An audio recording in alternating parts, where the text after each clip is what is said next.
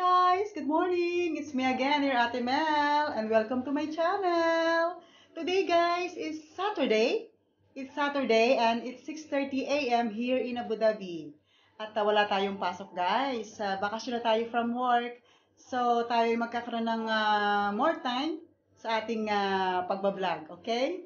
At tayo ay ngayon ay magmo-morning walk tayo. Pupunta tayo sa Corniche. Guys, samahan niyo akong mag-walking siya nga pala, kung makikita niyo yung aking background is wala na yung mga paintings ko kasi tinanggal ko muna siya dahil ipapalaminate ko yung aking mga paintings, okay? Para ano siya, para tumagal. Kasi guys, wala siyang balot eh. So ipapalaminate ko siya kasi pinaint ko lang siya sa isang papel. So para tumagal, yun nga, papalaminate ko. So, ayun guys, halika, samahan niyo ako. Mag-morning walk tayo sa Corniche Beach. Okay? Bye!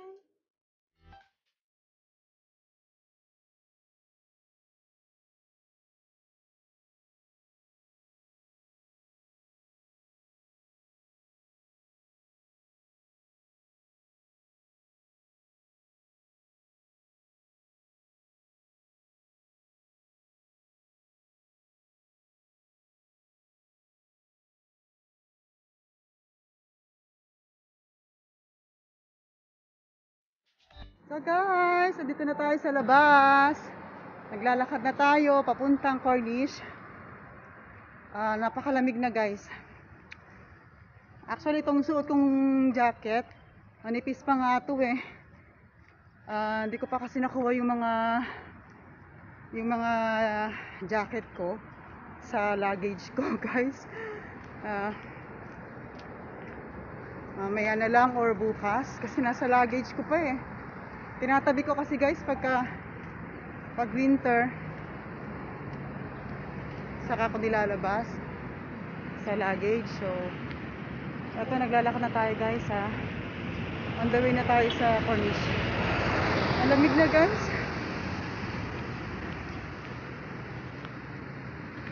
Halos 6:30 pa lang dito sa Abu Dhabi, no? Bali magsi 6:45.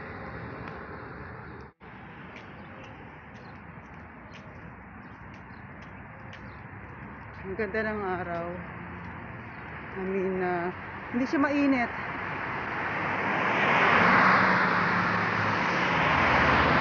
Ang sarap maglakad.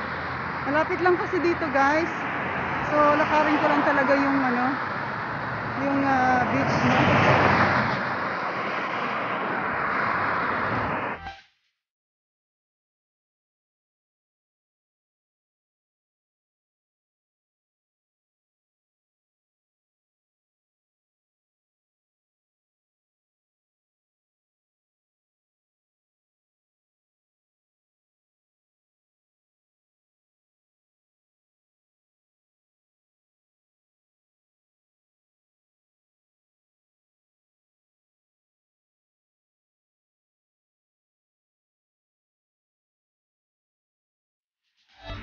So guys, ito yung Kalidia Park na malapit din sa amin.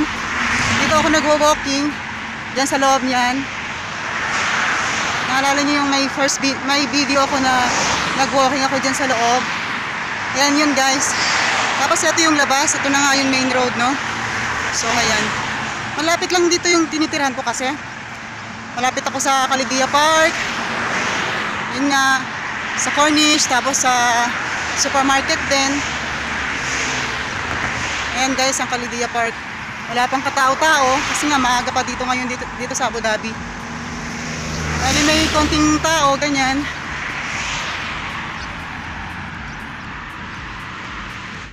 Guys, tignan nyo pala yung yung design dito ng puno. Diba, pabilog. I-design nila yung puno ng pabilog. Ang ganda, diba? Ayan o, design nila.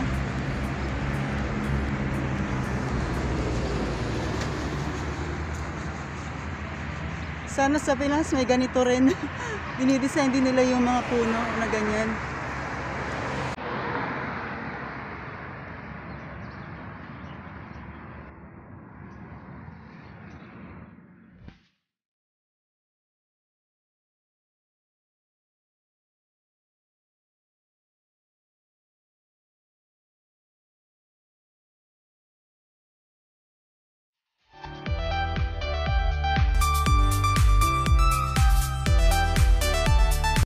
guys, so andito na tayo sa Corniche guys. Andito na tayo. Ayan, may mga small restaurants dito sa Corniche. May mga fast food chains dito sa Corniche. Ayan guys.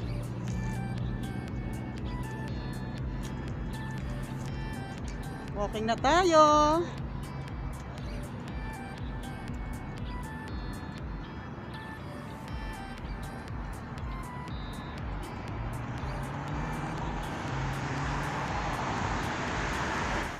Kaunti pa lang yung mga tao na nandito kasi maaga pa nga. Pero pagkagabi guys, marami nang tao dito eh. Kasi minsan may mga live shows dito sa Corniche.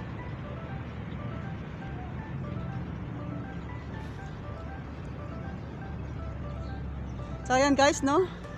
Ayan ang Corniche. Yan, lalakarin natin yan papasok sa loob.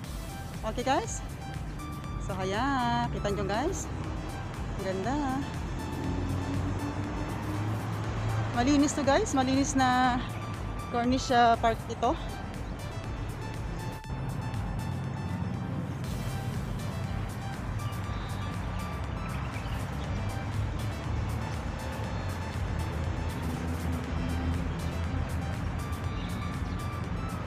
May pusa.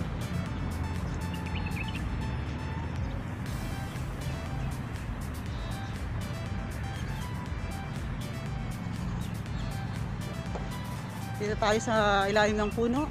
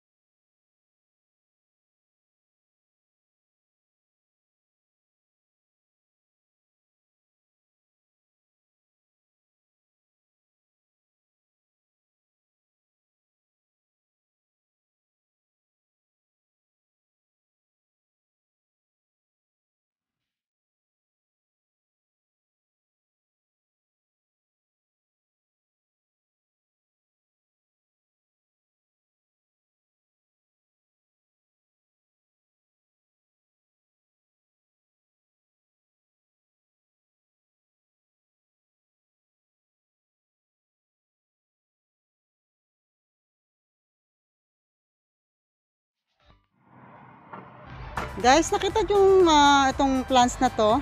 Para siyang ano sa atin, ano, parang pandan. Alam niyo yung dahon ng pandan na hinahalo sa kanin, tsaka sa mga kakanin para bumango. Dito parang ano to eh. Halaman sa kanila to guys. Ayan oh. Para talaga siyang pandan. Yan, green lang ang kulay niya. Ito naman, may mix siya na white sa gitna, no? So ito talagang isa ay parang mga pandan, ganyan, no, guys. 'Di ba? Ayan, oh. Halaman sa kanila 'yan, guys. Ayan, halaman sa kanila 'yan. At saka dito 'yan, mahal. Mahal tong halaman na to dito. Hindi ko alam kung anong tawag dito, guys. I-search ko nga. Tsaka tatanungin ko pala yung gardener doon. Sandali ah.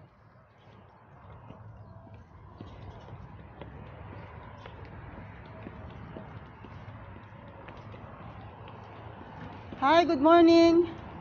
Good morning. Brother, I just want to ask, what is the name of those plants? You don't know the name? Because we have like this same in the Philippines. Same in the Philippines, but we put it in the rice to make it good smell. Okay, thank you.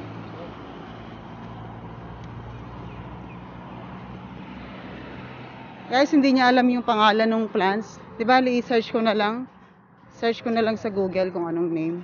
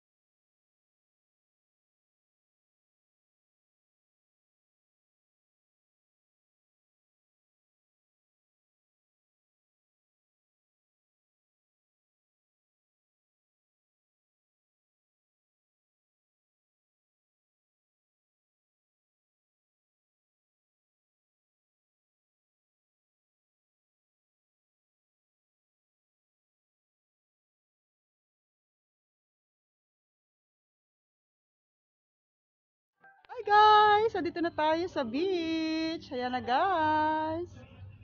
Ito na.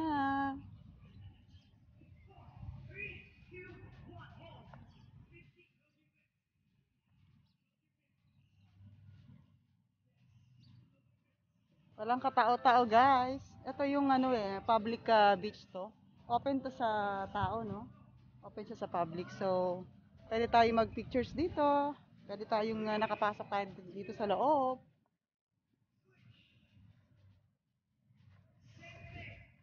Ayan na guys.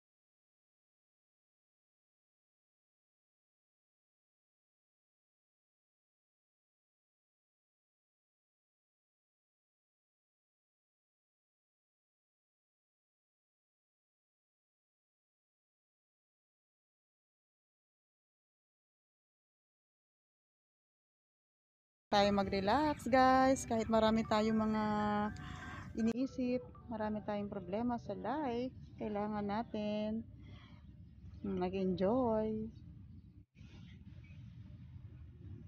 Ayan ang beach guys, ganda ng beach.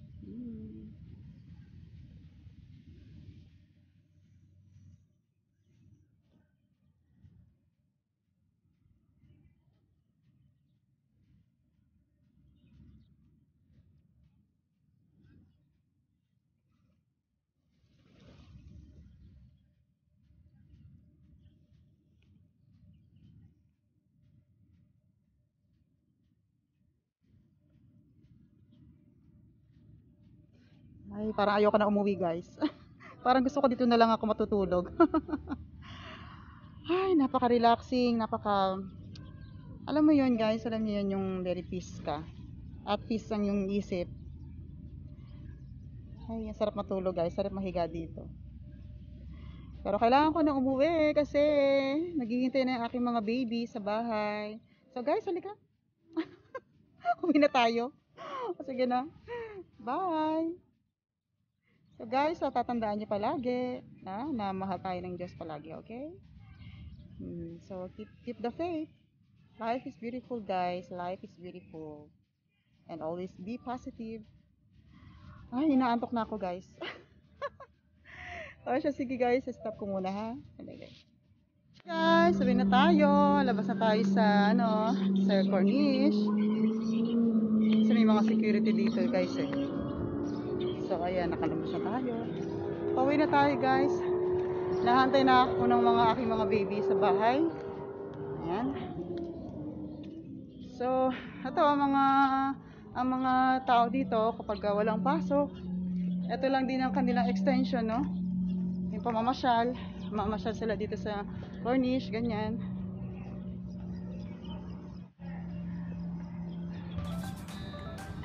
So ito na guys, medyo mataas na ang araw.